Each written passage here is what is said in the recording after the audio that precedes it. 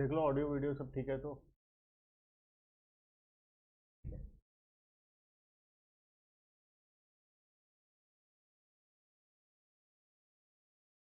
हम क्या पढ़ रहे थे? हम लोग पढ़ रहे थे चैप्टर नंबर 2, जिसमें हम लोग लास्ट क्लास में क्या पढ़े थे? हाँ, बजट लाइन। अच्छा, लास्ट क्लास का हमारा लास्ट कॉन्सेप्ट था बजट लाइन के ऊपर, है ना। अभी तक हम इसमें कार्डिनल यूटिलिटी, ऑर्डिनल यूटिलिटी पूरा कंप्लीट कर चुके हैं। उसके बाद हम लोग इनडिफरेंस मैप भी पढ़े थे। उसके बाद लास्ट जो आखिरी टॉपिक हम लोग लास्ट क्लास में पढ़े थे वो था बजट लाइन का। ठीक है, एक बार शॉर्ट में रिवीजन करेंगे बजट लाइन वाले कॉन्सेप्ट को, उसके बाद फिर हम लोग आगे बढ़ेंगे। ठीक है, चलो। ये तो हो गया इनडिफरेंस मैप, एजम्पशंस पढ़ लिए थे, प्रॉपर्टीज पढ़ लिए थे। ठीक है ना, अब आता है बजट लाइन। अब बजट लाइन क्या होता है? पढ़ लिए थे ना, बताओ क्या होता है बजट लाइन? क्या होता है? ये नहीं चालू हुआ क्या?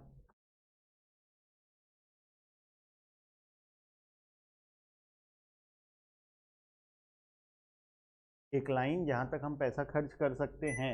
अच्छा ठीक है, और कोई डेफिनेशन? स्वप्निल, आज तुम्हारा फर्स्ट क्लास है शायद, है ना? तो हम लोग चैप्टर नंबर 1 पढ़े हैं, चैप्टर नंबर 2 पढ़े हैं, अभी तक 2 पढ़ रहे हैं मतलब। ठीक है, 2 का majority of the concepts complete हो चुका है। लास्ट आखिरी 2-3 छोटा छोटा कॉन्सेप्ट बचा है, उसके बाद चैप्टर नंबर 2 भी हमारा कंप्लीट हो जाएगा। तो तुमको एक काम करना है, एटलीस्ट सबसे पहले चैप्टर नंबर 2 का क्लासेस करना है ऐप से। ऐप में सारा क्लासेस अवेलेबल है। ऐप से चैप्टर नंबर 2 का क्लासेस पहले करना है। ठीक है, उसके बाद अगर टाइम होता है तो इमिडिएटली चैप्टर नंबर 1 को भी कर लेना। अगर टाइम नहीं होता है तो चैप्टर नंबर 1 को बाद में करने से भी चलेगा। ठीक है, पहले लेकिन चैप्टर नंबर 2 का सारा क्लासेस को करना है। आज का क्लासेस कोशिश करेंगे तुमको समझाने का, लेकिन मुश्किल है थोड़ा। ठीक है, तो जितना समझ आए ठीक है, ना समझ आए तो कोई दिक्कत नहीं है। तुम ऐप से जब क्लास करोगे, आज वाले क्लास को फिर से एक बार थोड़ा सा कर लेना, तो ताकि तुम्हारा कॉन्सेप्ट क्लियर हो जाए। ठीक है, चलो। Pradyuman, maximum satisfaction. नहीं, बजट लाइन क्या होता है? बजट लाइन मैक्सिमम सेटिस्फेक्शन थोड़ी शो करता है। बजट लाइन क्या चीज शो करता है? खरीद पा रहे हैं, हाँ। बजट लाइन क्या शो करता है? कॉम्बिनेशन ऑफ टू गुड्स जो हम लोग परचेज कर सकते हैं। हमारे पॉकेट में पैसा है, मान लो 100 रुपये, तो वो 100 रुपये से हम लोग कौन सा कॉम्बिनेशन को खरीद सकते हैं, उसको हम बोलते हैं बजट लाइन। मतलब बजट लाइन क्या हो गया? अगर हम बजट लाइन के अंदर हैं, मतलब हम वो सारा कॉम्बिनेशन खरीद सकते हैं। बजट, और खरीदने के बाद कुछ ना कुछ पैसा बचेगा अगर हम बजट लाइन के अंदर हैं तो। अगर बजट लाइन के ऊपर हैं तो पूरा पैसा खर्च हो जाएगा, हम लोग सारा प्रोडक्ट खरीद पाएंगे। लेकिन क्या बजट लाइन के ऊपर हम कोई भी कॉम्बिनेशन खरीद सकते हैं? हम नहीं खरीद सकते, बिकॉज उतना पैसा ही हमारे पास नहीं होगा। ठीक है, तो जब हम मैक्सिमम ये बजट लाइन तक जा सकते हैं, तो हमको एक ऐसा पॉइंट खोजना पड़ेगा ना जो हमारे बजट के अंदर भी हो और हमको सबसे ज़्यादा सेटिस्फेक्शन प्रोवाइड करे। तो वो हम लोग डिस्कस किए थे, वो कौन सा पॉइंट होगा? पॉइंट नंबर ई होगा। जब इन डिफरेंस कर्व टेंजेंट होगा किसके साथ? बजट लाइन के साथ। बजट लाइन के साथ, ठीक है। टेंजेंट मतलब समझ में आता है? टेंजेंट मतलब एक लाइन जब किसी भी आर्क को या सर्किल को किसी एक पॉइंट से टच करके जाता है तो उसको हम बोलते हैं टेंजेंट। ठीक है, अब अच्छा, अगर दो पॉइंट से टच करे तो पॉइंट बी और पॉइंट डी, तो क्या ये पॉइंट ऑफ मैक्सिमम सेटिस्फेक्शन है? ये पॉइंट ऑफ मैक्सिमम सेटिस्फेक्शन नहीं है, क्योंकि इससे ज़्यादा हम लोग सेटिस्फेक्शन अचीव, बजट में तो है ये। पॉइंट डी हमारे बजट में है, पॉइंट बी भी हमारे बजट में है, क्योंकि ग्रीन लाइन जो बजट लाइन है वो उसके ऊपर है। ठीक है, लेकिन वो हमको मैक्सिमम सेटिस्फेक्शन प्रोवाइड नहीं कर रहा है। तो मैक्सिमम सेटिस्फेक्शन भी चाहिए हमको, और हमारे बजट में भी होना चाहिए। तो वो कौन सा पॉइंट होगा? पॉइंट ई। क्लियर? यहां तक हम लोग लास्ट क्लास में डिस्कशन किए थे। ठीक है, चलो। अब अब आते हैं बुक के अंदर। बजट लाइन क्या होता है? Budget line is the graphical representation of all possible combination of two goods which can be purchased with given income and prices. यहाँ पे क्या क्या कांस्टेंट रहना है? हमारा इनकम क्या होना चाहिए? कांस्टेंट होना चाहिए। और प्राइस क्या होना चाहिए? कांस्टेंट हो। प्रोडक्ट का प्राइस भी क्या होना चाहिए? अगर प्राइस चेंज हो गया प्रोडक्ट का तो ऑब्वियसली बजट लाइन चेंज हो जाएगा, और अगर हमारा इनकम चेंज हो गया तो भी बजट लाइन चेंज हो जाएगा। अब बताओ, चलो एक काम करते हैं, दोनों को एक एक बार चेंज करके देखते हैं। यहाँ हमारे पॉकेट में कितना रुपए था? 100 रुपये था। मान लो हमको कोई और 100 रुपये गिफ्ट दे दिया, हमारे पॉकेट में कितना हो गया अब 200 रुपये। तो बजट लाइन किधर जाएगा, अप साइड या डाउन साइड? ऊपर साइड में कॉमन सेंस से हम लोग पता लगा सकते हैं ये किधर साइड जाएगा, ऊपर साइड में बजट लाइन शिफ्ट हो जाएगा, है ना। तो एक मैं क्लियर एक ग्राफ बना लेता हूँ सिर्फ जिसमें बजट लाइन रहेगा।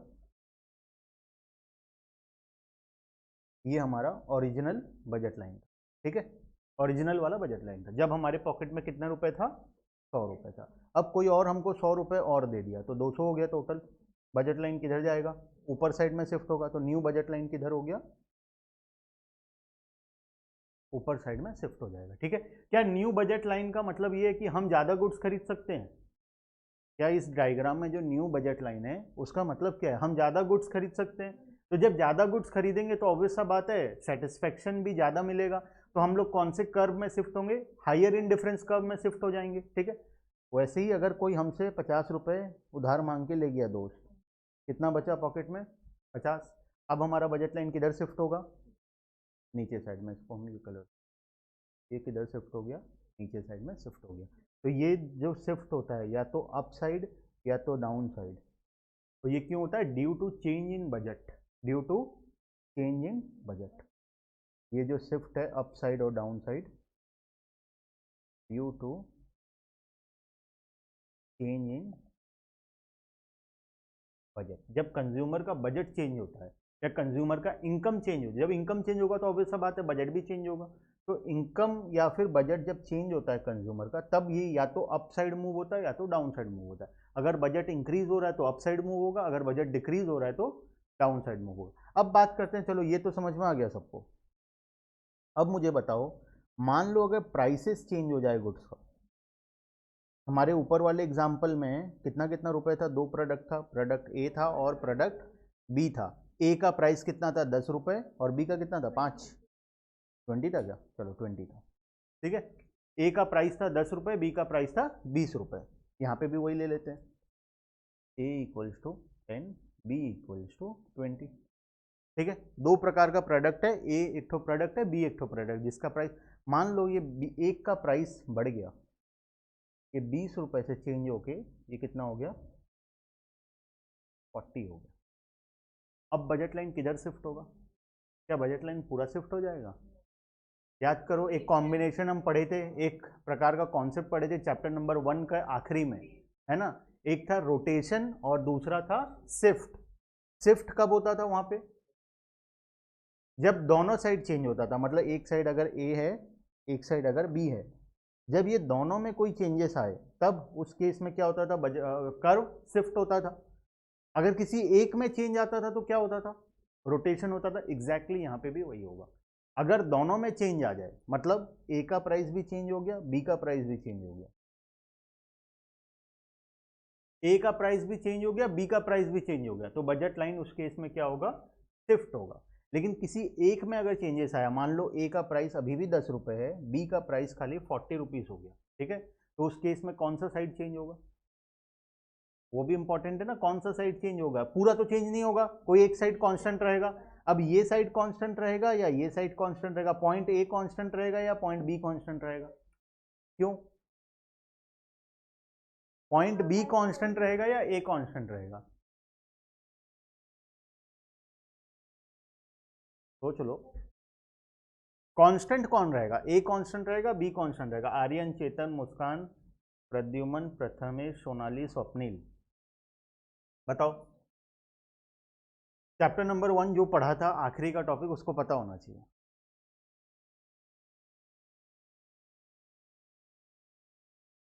जो चैप्टर नंबर 1 आखिरी टॉपिक पढ़ा था उसको पता होना चाहिए। अच्छा, चैप्टर 1 में क्या पढ़े थे, चलो देखें एक बार चैप्टर 1 में क्या पढ़े थे, चलो जाके आते हैं, घूम के आते हैं। कहाँ गया चैप्टर नंबर 1, ये रहा चैप्टर 1, इंट्रोडक्शन जो चैप्टर था उसमें लास्ट में हम एक कॉन्सेप्ट पढ़े थे, ये तो हो गया शिफ्ट के केस में, ये हो गया रोटेट। देखो, या तो ये राइट वर्ड रोटेट रोटेट हो रहा है या तो लेफ्ट साइड हो रहा है, राइट साइड लेफ्ट साइड, ठीक है। कब होता है ये, in case of any one goods, जब एक गुड्स के केस में चेंजेस आता है तब होता है। जब एक्स एक्सिस में जो गुड्स है उस पर चेंज आएगा तो मूवमेंट एक्स एक्सिस के तरफ से होगा, वाई एक्सिस अपना कांस्टेंट रहेगा। अगर वाई एक्सिस में कोई कॉमोडिटी है और उस पर अगर कुछ चेंजेस आ रहा है तो एक्स एक्सिस का पॉइंट कांस्टेंट रहेगा, सिर्फ वाई एक्सिस का पॉइंट मूव करेगा। ठीक है, ये हम पढ़े थे कहाँ पे, देखो यहाँ पे भी बनाया हुआ है। जब गन्स के प्राइस में या गन्स के यूनिट्स में कुछ चेंजेस आता है तो वो वाई एक्सिस में, तो वाई एक्सिस वाला पॉइंट्स क्या होगा, मूव करेगा। एक्स एक्सिस अपना वहीं पे, क्योंकि ये अभी भी बटर का क्या था, कांस्टेंट था। यहाँ ऊपर वाले में बटर चेंज हो रहा था, गन्स कांस्टेंट था, तो गन्स वाला पॉइंट क्या था, सेम था। चेंज कौन सा हुआ, बटर। ठीक है, बटर साइड में जो पॉइंट है वो चेंज हुआ, वैसे ही सेम कॉन्सेप्ट यहाँ पे भी अप्लाई होगा।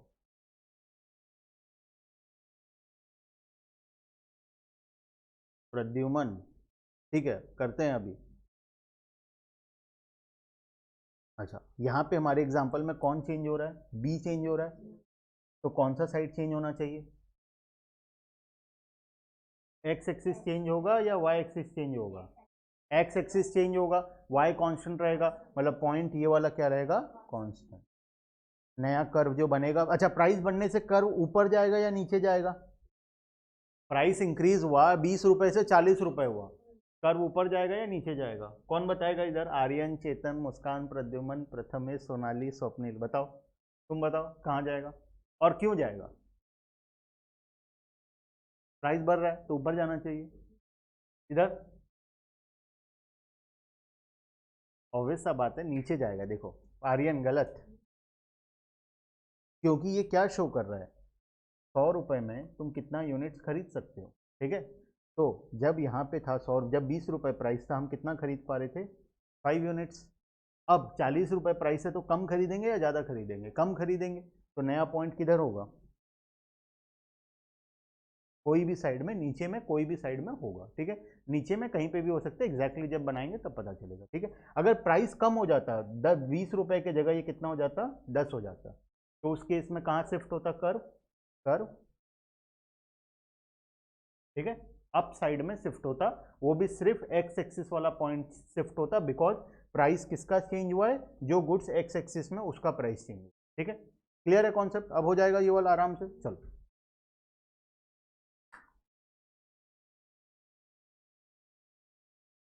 अब आते हैं बुक का डिस्कशन में।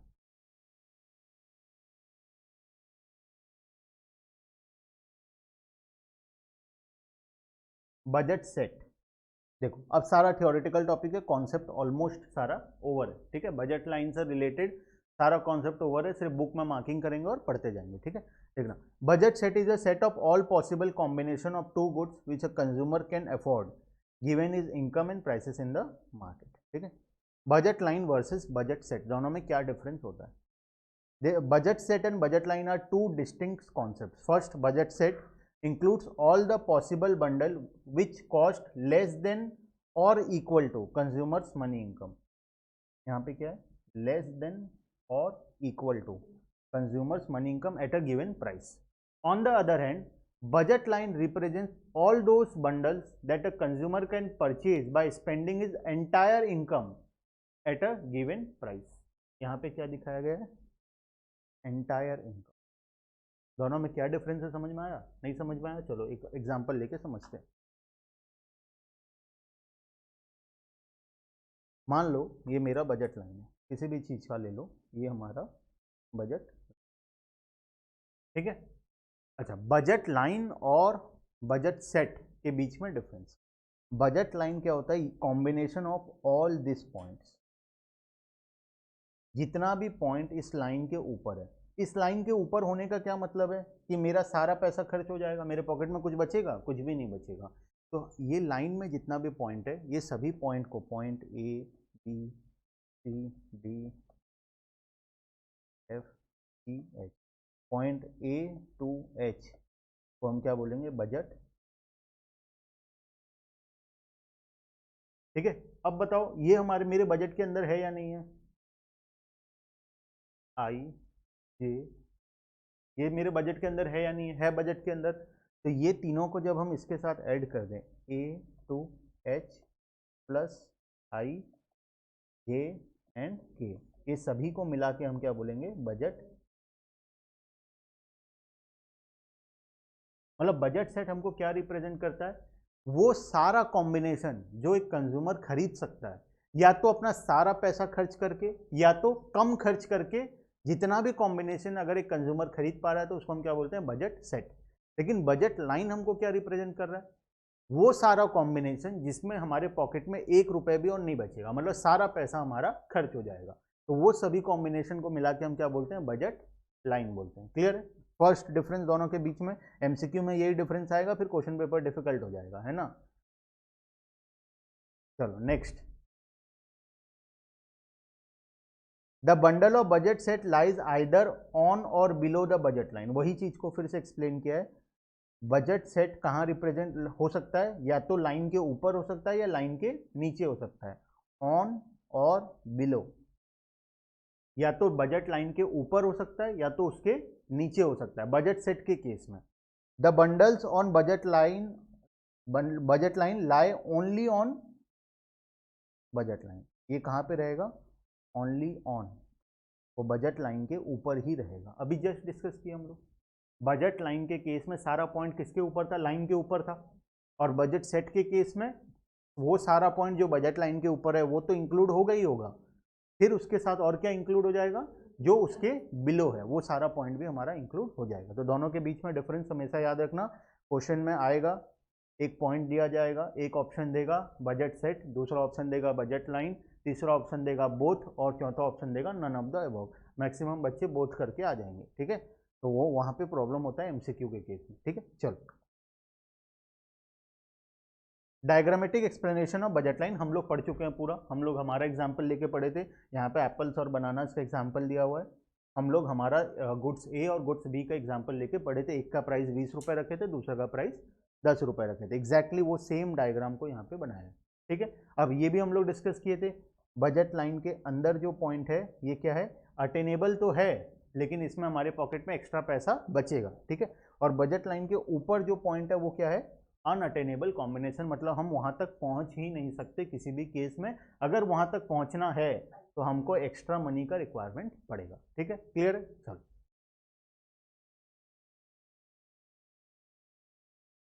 अब कुछ important points about budget line देखना। अच्छा, ये सब क्यों नहीं पढ़ाया हमें, यहाँ से यहाँ तक बताओ, जिनको लग रहा है ये सब सर नहीं पढ़ाए, क्यों नहीं पढ़ाया हमें यहाँ से यहाँ तक, ऑलरेडी पढ़ा हुआ है, ठीक है। जो लास्ट क्लास में हम एक्सप्लेनेशन लिए थे, जो एग्जाम्पल लिए थे, एग्जैक्टली उसी एग्जाम्पल को बुक में लिखा गया है और उसी को इंग्लिश लैंग्वेज में समझाया गया है, ठीक है। तो तुम भी नहीं पढ़ोगे तो भी चलेगा अगर वो एग्जाम्पल समझ में आ गया था तो, ठीक है। चलो next, some important points about budget line. सबसे पहला, budget line A B slopes downwards as more of one goods can be brought by decreasing some unit of the other goods। Obvious सा बात है, अगर हमको गुड्स बी ज़्यादा खरीदना है तो हमको गुड्स ए का कंजम्पशन कम करना पड़ेगा, है ना, क्योंकि लिमिटेड इनकम है हमारे पास। तो लिमिटेड इनकम के केस में, बजट लाइन के केस में, अगर हमको कोई दूसरा प्रोडक्ट ज़्यादा खरीदना है तो पहले वाले प्रोडक्ट को कम करना ही पड़ेगा। तो वही चीज़ लिखा हुआ है, budget line A B slopes downwards. क्यों डाउनवर्ड स्लोपिंग होता है, because as more of one goods can be brought by decreasing some unit of the other goods, ठीक है। Next point number 2, bundle which cost exactly equal to consumer money income lie on the budget line। Same वही, जो exactly equal है मेरे pocket में जितना पैसा है, मतलब हमारे एग्जांपल में वो कॉम्बिनेशन जिसका टोटल कॉस्ट कितना था, 100 रुपीज था, वो सारा पॉइंट किसके ऊपर था, बजट लाइन के ऊपर था, वही चीज लिखा हुआ। Point number 3, bundles which cost less than consumers money income, जो हमारे टोटल पॉकेट में पैसा है उससे कम खर्च वाला जो भी कॉम्बिनेशन है, like combination resource under spending, मतलब हम कम खर्च कर रहे हैं, हमारे पास कुछ एक्स्ट्रा पैसा यहाँ पे बच जाएगा, they lie inside the budget line, वो बजट लाइन के अंदर में रहेगा, बजट लाइन में नहीं रहेगा, ठीक है। नेक्स्ट लास्ट पॉइंट, बंडल्स विच cost more than consumers money income, मतलब कौन सा पॉइंट का बात कर रहा है, अनअटेनेबल कॉम्बिनेशन का बात कर रहा है, मतलब वो कॉम्बिनेशन जहां तक हम पहुंच ही नहीं सकते हैं, ठीक है। Bundle which cost more than consumers money income like combination C are not available to the consumers, हम वो खरीद ही नहीं सकते, they lie outside the budget line, clear है यहाँ तक सब कुछ? ठीक है सब, कोई डाउट नहीं? चलो अब जाते हैं कुछ न्यूमेरिकल फॉर्मूला। फॉर्मूला क्या ही है, बच्चों वाला फॉर्मूला है, देखना।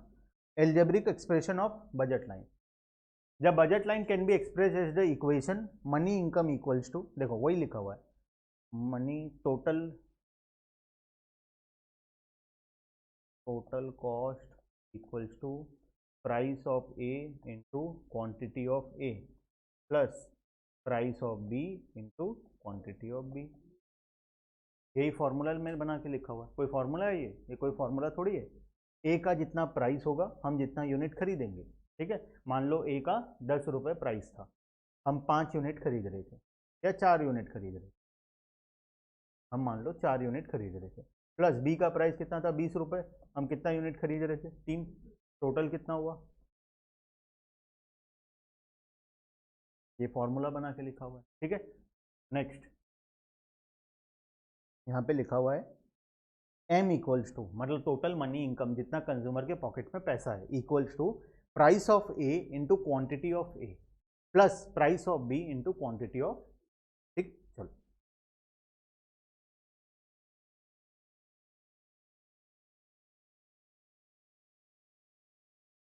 ये फॉर्मूला बाद में आएंगे, स्लोप ऑफ बजट लाइन में आते हैं। Slope of budget line, slope of budget line क्या होगा बताओ। Slope of budget line chapter 1 में भी पढ़े थे, किस कोई कोई सा स्लोप निकालना हम लोग, क्या था स्लोप निकालना, कैसे निकालते हैं slope. Quantity sacrifice divided by quantity gain, याद करो चैप्टर 1। फिर चलें घूम के आए, एक राउंड मार के आते हैं।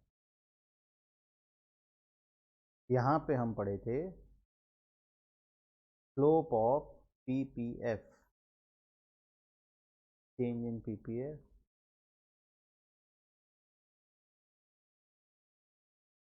Marginal rate of transformation which is also known as slope of PPF. क्या था slope of PPF, unit sacrificed divided by units gain, मतलब change in unit A divided by change in B. अगर A को sacrifice कर रहे हैं B को gain कर रहे हैं, अगर बी को सेक्रीफाइस कर रहे हैं ए को गेन कर रहे हैं, तो change in B divided by change in A, जिसको हम रिप्रेजेंट करते हैं डेल्टा का मतलब क्या होता है, डेल्टा का मतलब होता है चेंज। मैथ्स में भी डेल्टा पढ़े होगे बहुत जगह, है ना। डेल्टा का मतलब ही होता है चेंज, पढ़े हो मैथ्स में डेल्टा, कहाँ पढ़े थे, एलजेब्रा में पढ़े थे, पढ़े थे एलजेब्रा।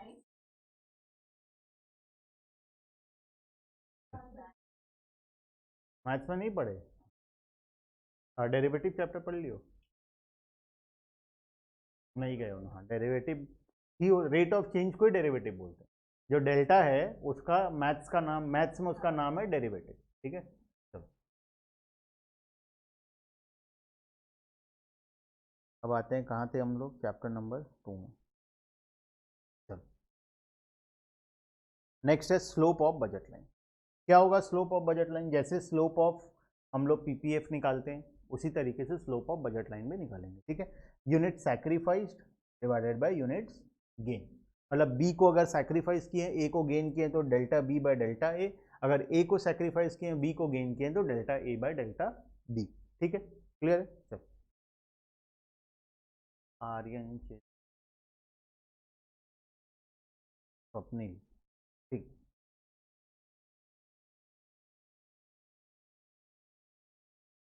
क्लियर है यहाँ तक, कोई डाउट नहीं? चलें आगे। अब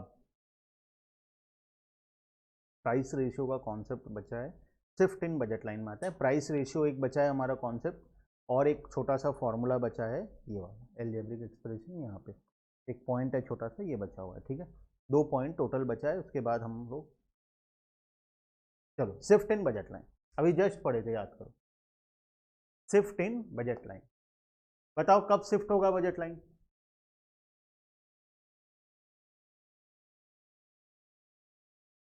क्या क्या चेंज होने से चेंज होगा, एक तो इनकम चेंज होने से चेंज होगा, ठीक है। इनकम अगर बढ़ गया तो ऊपर साइड जाएगा, इनकम अगर कम हो गया तो डाउनवर्ड साइड जाएगा, ठीक है। और कैसे चेंज होगा, प्राइस अगर दोनों का चेंज हुआ तो, सिर्फ एक प्रोडक्ट के केस में नहीं, अगर दोनों प्रोडक्ट का प्राइस चेंज हो रहा है, जो एक्स एक्सिस में है और जो वाई एक्सिस में है, दोनों का प्राइस अगर चेंज हो रहा है तो उस केस में क्या होगा, कर्व शिफ्ट होगा, ठीक है, क्योंकि दोनों पॉइंट चेंज हो गया ना, एक्स एक्सिस की वजह से एक्स एक्सिस का पॉइंट चेंज हो गया, वाई की वजह से वाई का चेंज हो गया। अब जब दोनों ही पॉइंट चेंज हो गया तो उसको शिफ्ट ही बोलेंगे, ठीक है। तो दो प्रकार से शिफ्ट होता है।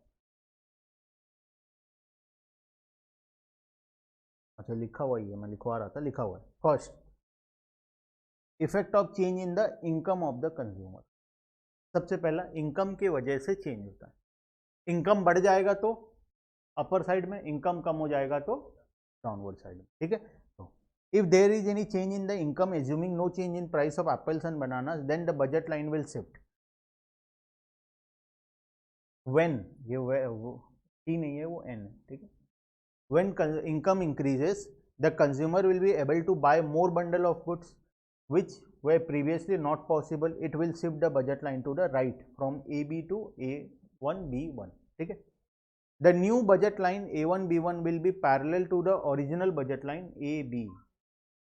अब ये क्या लिखा है, यहां से MCQ आता है, तुमको ये तो याद रहता है कि वो शिफ्ट होगा, लेकिन यहाँ पे एक और पॉइंट लिखा है कि वो पैरेलली शिफ्ट होगा, पैरेलली शिफ्ट होगा। दोनों शिफ्ट के बीच में डिफरेंस है, जब इनकम चेंज होता है और जब प्राइस चेंज होता है। दोनों शिफ्ट तो दोनों केस में होता है, लेकिन दोनों के शिफ्ट में कुछ डिफरेंस है। एक में पैरेलली शिफ्ट होता है और दूसरे में ज़रूरी नहीं है वो पैरेलली हो। वो हो सकता है किस्मत अच्छा हो तो पैरेलली हो, लेकिन ज़रूरी नहीं है वो पैरेलली हो, ठीक है। तो यहाँ पे कैसे शिफ्ट होता है, मार्क कर लेना, इंपॉर्टेंट पॉइंट है, parallel to the original budget line. ये कौन से केस में होता है, ये होता है जब हमारा इनकम इंक्रीज होगा एंड डिक्रीज होगा। Most important point for MCQ, ठीक है। अब वो सब एमसीक्यू नहीं आएगा, एक्सपेक्टेशन भी मत रखना कि बजट इनकम कंज्यूमर का राइज हो गया तो राइट वर्ड शिफ्ट हो गया, लेफ्ट वर्ड शिफ्ट होगा। क्लास 3-4 के बच्चे लोग कर रहे होंगे वो सब, ठीक है। तो हम लोग को जो स्पेसिफिक पॉइंट है वहाँ पे ध्यान देना है, यहाँ पे कैसे शिफ्ट होगा, कर्व पैरेलली शिफ्ट होगा, ठीक है। और दूसरे वाले केस में ज़रूरी नहीं है पैरेलली शिफ्ट हो सकता है पैरेलली हो, अगर रेशियो दोनों के बीच में इक्वल हुआ चेंज का, तब वो पैरेलली शिफ्ट होगा। अगर रेशियो इक्वल नहीं है तो उतना डिटेल में नहीं जाना है, बस इतना जान के रखो कि वहां पे पैरेलली शिफ्ट हो ये गारंटी नहीं है, ठीक है। Similarly a decrease in income will lead to leftward shift in the budget line, और ये भी क्या होगा, पैरेलल ही होगा, ठीक है। उसके बाद एक तो हो गया हमारा इनकम की वजह से, दूसरा देखते हैं effect of change in prices, जब हमारा प्राइस चेंज होगा।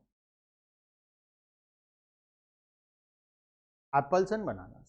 If there is a change in the price of two commodities, assuming no change in income of the consumer, then budget line will change. जब both commodity के case में change होता है, change in prices of both the commodities, when price of both the commodities then the budget line will shift। देखो यहाँ पे खाली shift लिखा है, यहाँ पे parallel shift नहीं लिखा है, यहाँ पे सिर्फ shift लिखा है, ठीक है। तो यहाँ पे मार्क करके लिखना है इसको, may be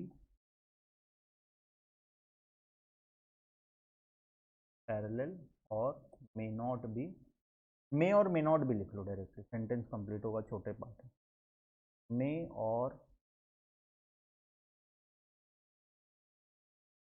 कैसे, इनकम के केस में मे और मे नॉट कैसे होगा, इनकम के केस में हमेशा पैरेलल होगा, हमेशा पैरेलल होगा, बिकॉज प्राइस रेशियो सेम है, ठीक है। स्लोप इक्वल है, प्राइस रेशियो स्लोप इक्वल है, दो लाइन का स्लोप इक्वल होता है, दोनों लाइन पैरेलल होता है। मैथ्स में पढ़े होगे, स्ट्रेट लाइन एक चैप्टर था, याद करो 8 में था ना, स्ट्रेट लाइन बोल के एक चैप्टर था, सर्किल बोल के एक चैप्टर था। तो स्ट्रेट लाइन वाले चैप्टर में तुम्हारा एक कॉन्सेप्ट था, वहाँ पे था कि अगर दो लाइन का स्लोप अगर इक्वल होता है तो वो दोनों लाइन हमेशा पैरेलल होते हैं, ठीक है। तो यहाँ पे स्लोप इक्वल है दोनों का, ठीक है। चलो, मे और मे नॉट बी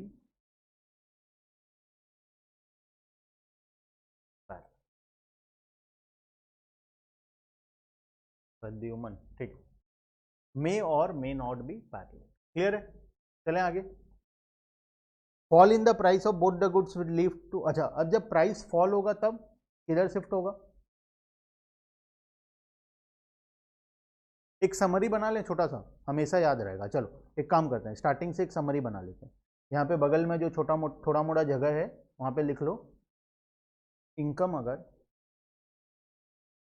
राइज हो रहा है और इनकम अगर डिक्रीज हो रहा है, इस केस में क्या होगा, शिफ्ट होगा, इस केस में भी शिफ्ट होगा।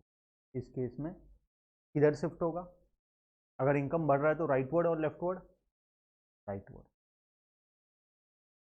और इधर किधर शिफ्ट होगा, ये क्या होगा, पैरेलल होगा, ये भी क्या होगा, ठीक है। इनकम जब राइज हो रहा है तब शिफ्ट तो होगा, राइटवर्ड शिफ्ट होगा और वो पैरेलल होगा, ठीक है। जब इनकम डिक्रीज हो रहा है शिफ्ट तो होगा, लेफ्टवर्ड शिफ्ट होगा एंड वो भी क्या होगा, पैरेलल ही होगा, ठीक है, क्लियर है।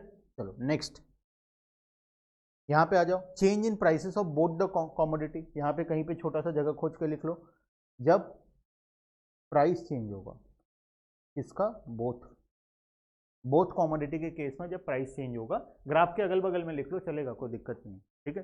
जब प्राइस चेंज होगा बोथ कॉमोडिटी के केस में, तब अगर प्राइस इंक्रीज हो गया या फिर प्राइस डिक्रीज हो गया, प्राइस इंक्रीज हो गया तो शिफ्ट कौन से साइड होगा, लेफ्ट या right,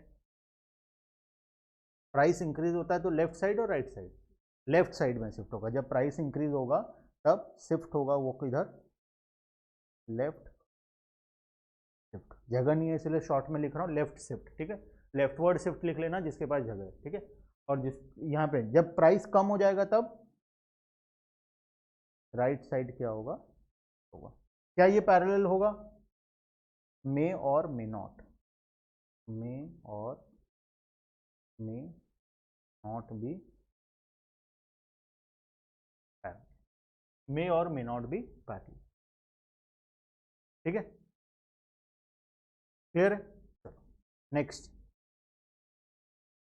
change in the price of commodity on x axis, जब एक्स एक्सिस का प्राइस कॉमोडिटी चेंज होगा, price of commodity x axis में चेंज होगा, तब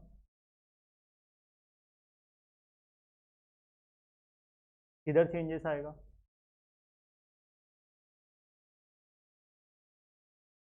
ठीक है। चलो, change in the price of जब वाई एक्सिस में होगा तब, ठीक है, घर में पढ़ना है दोनों पॉइंट आराम से, ठीक है। चलो नेक्स्ट, देखो ये डायग्राम देख के कंफ्यूज मत होना, डायग्राम एक ही का दिया हुआ है, ठीक है, डायग्राम देख के लगेगा कि ऑपोजिट शिफ्ट हो रहा है, ठीक है। चलो, अच्छा नीचे दिया है क्या, ठीक, तो ऊपर नीचे हो गया डायग्राम तो देख लेंगे, ठीक है। Next, consumer equilibrium bye indifference curve analysis, क्या पढ़ लिए हम लोग,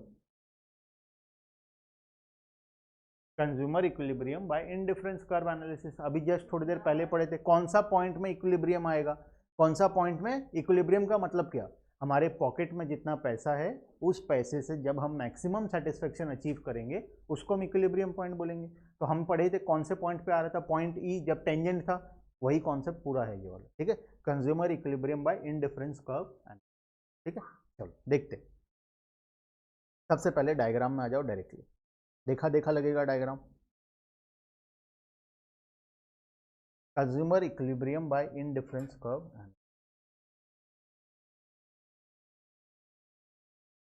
consumer is at equilibrium at point T where budget line AB is just tangent to indifference curve 2, ठीक है। अब कुछ क्वेश्चन है, पढ़ लिए हैं इसीलिए क्वेश्चन डायरेक्टली पूछ रहा हूं, देखना,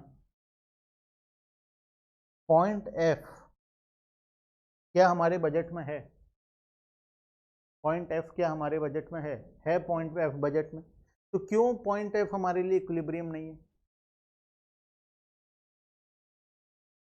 कम सेटिस्फेक्शन प्रोवाइड कर रहा है। हमारा ऑब्जेक्टिव क्या होता है, याद करो जब हम इनडिफरेंस कर्व पढ़े थे, हमारा मेन ऑब्जेक्टिव होता है किस तरीके से हम हायर इनडिफरेंस कर्व में जाएं, ठीक है। तो हम कोशिश क्या करेंगे, इनडिफरेंस कर्व 2 में चले जाएं, अगर 2 में तो हम कोशिश क्या करेंगे 3 में चले जाएं। क्या हम 3 में जा सकते हैं इस एग्जाम्पल में, नहीं जा सकते, बिकॉज हमारे पास उतना पैसा ही नहीं है, ठीक है।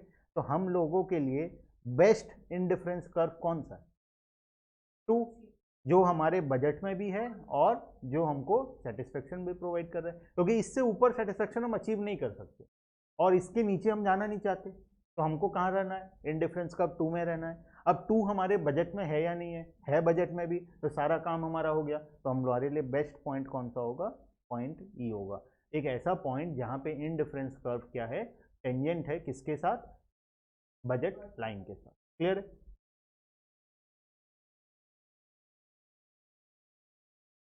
This is the point of equilibrium, point of consumer, point of consumer equilibrium. ठीक है,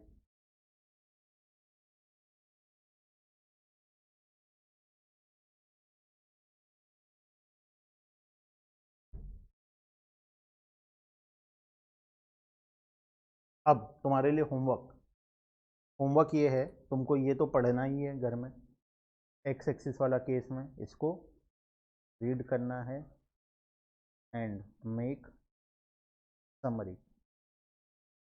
समरी बनाने का काम तुम्हारा है। ठीक है, वहीं पे वाई एक्सिस का भी तुमको क्या करना है, रीड करना है एंड मेक समरी। छोटा सा समरी जिस तरीके से हम ऊपर बनाए हैं वैसे ही समरी बनाना है। ठीक है, दोनों केस में। नहीं नहीं, समरी ये वाला जैसे हम लिखे ना, हमको अब ये है हमारे पास, तो हमको पूरा पैराग्राफ पढ़ने का नीड नहीं है। ये सब एमसीक्यू एग्जाम में बहुत काम आता है, क्योंकि एमसीक्यू के टाइम में हमको पूरा पैराग्राफ पढ़ने का मन नहीं करेगा।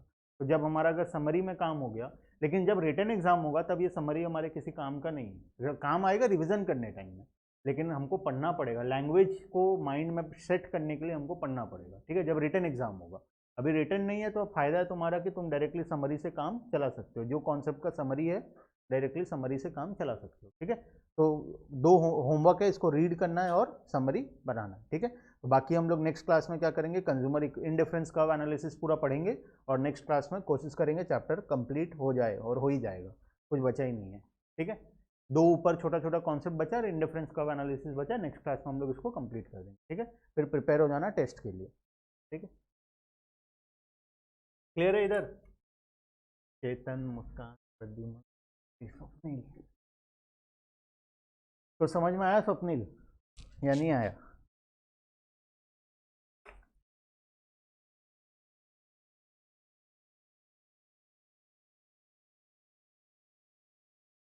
चलो ठीक है, घर पे काम करना है, चैप्टर नंबर 2 का जो थोड़ा मोड़ा वीडियोस है ऐप में शुरू हो गया तुम्हारा क्लासेस, तो ऐप में चैप्टर नंबर 2 का क्लासेस कर लेना है। ठीक है,